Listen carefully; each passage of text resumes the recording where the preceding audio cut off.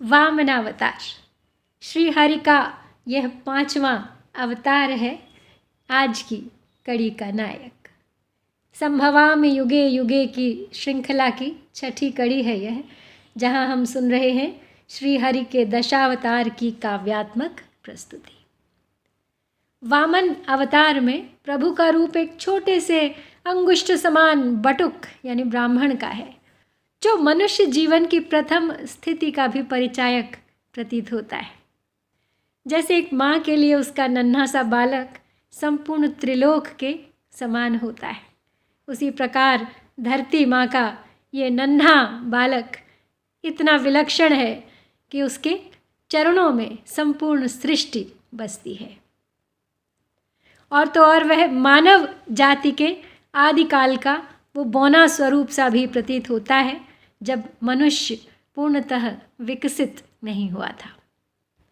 इस कथा के तार भी जुड़े हैं दैत्य वंश से ही, क्योंकि इस कथा का मुख्य पात्र राजा महाबली प्रपौत्र है हिरण्यकशिपु का।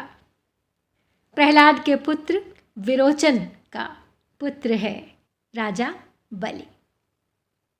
वामनावतार दैत्यराज बलि परम प्रतापी, दान धर्म का आगर था।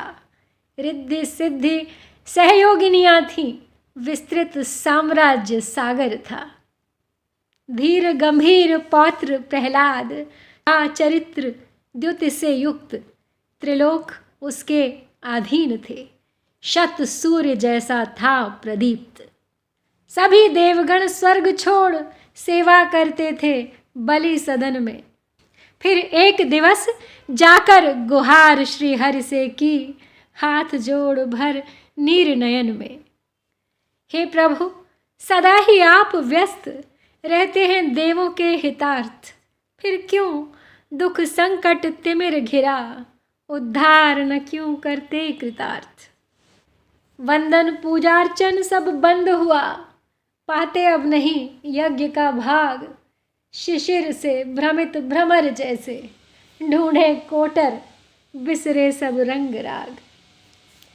प्रारब्ध कर्म के वशीभूत हम जीवन जीते अति विपन्न। बन भृत्य वृत्ति हम करते हैं, बलिराज असुर के भव्य सदन। इंद्रासन अमरावती छिनी, है हम सब साधनहीन। दैत्यों की दासी रिद्धि सिद्धि, देवालय श्रीहत और दीन।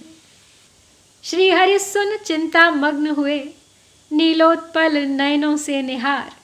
बोले धीरज धर सहन करो, होगा कष्टों का प्रतिकार। बलि धर्म नीति प्रतिपालक है, अपकार न उसका करूँगा मैं। दुष्ट दैत्यों की संगति से है भ्रमित, उपचार करूँगा मैं। हित साधन जिससे सबका हो, वह मार्ग मुझे अपनाना है। वध किए बिना राजा बलि का संपत्ति मद मुझे मिटाना है। अति शीतल सुखद विष्णुवाणी सुनकर देवों ने नमन किया। कर धारण धैर्य प्रफुल्लित मन, देवों ने तक्षण गमन किया। दैत्यराज बलि ने आयोजित यज्ञश्वमेध का किया वृहत। ज्ञानी गुरु आचार्य शुक्र ने कहे नीति के वचन सुखद। दया दान की घोर अतिशयता बलि गुरु को नहीं भाती थी। बलि गुरु अर्थात शुक्राचार्य, दैत्यों के गुरु, उनको नहीं अच्छा लगता था बलि का दानी होना।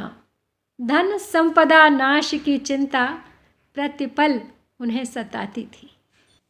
पर सर्वश्रेष्ठ दानी थे बलि, यह लोभ दमन न कर पाए। जिस याचक ने जो भी मांगा, बस खुले हाथ दे हर्षाए। बलि की इस विशिष्टता को लक्ष्मीपति ने पहचान लिया।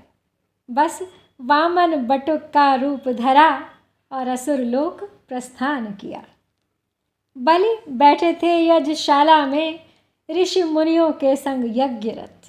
देखा दिव्य बटुक वामन को, मन ही मन अति हुए अचंभित। आगे बढ़ तब दैत्यराज ने श्रद्धा पूर्वक किया नमन, बैठाया सादर स्वर्ण सिंहासन, बार बार कर अभिनंदन।